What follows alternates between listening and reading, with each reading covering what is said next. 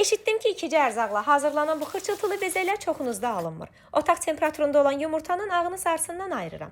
Neçə qram yumurta ağıdırsa 2 qatı qədər şəkər tozu töküb su hamamında şəkəri əriyənə kimi ilıqlaşdırıram. 1-2 çimdik limon duzu qatıram. Temperaturun 60 Selsius'ini keçməməsinə diqqət eləyirəm. Mikserin əvvəl orta sonra güclü sürəti ilə çırpıram.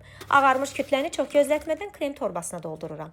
Əgər boya qatacaqsınızsa bunu kənarda kiçik bir həcmlə qarışdırıb sonra əsas kütləyə əlavə eləyin. Yəni çalışın ki, merin kütləsini çox qarışdırıb hava ilə kontaktını çox atmayasınız.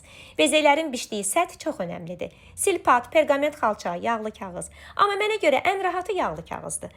Forma ilə soba sinəsinə sıxdıqdan sonra dərhal öncədən qızdırılmış 70 dərəcədə bişirirəm. Yoxlamaq üçün bircə dəfə sobanın qapağını açmaq şansım var. O da hazır olana yaxın. Rəngli bizəklər şəffaf şüşə qablarda istənilən süfrəyə gözəllik qatır. Hazırlanması da terapiyadır mənim üçün. İndi deyin görüm, sizə faydalı oldu mu bu resept? Bəyəndiniz bu videomu?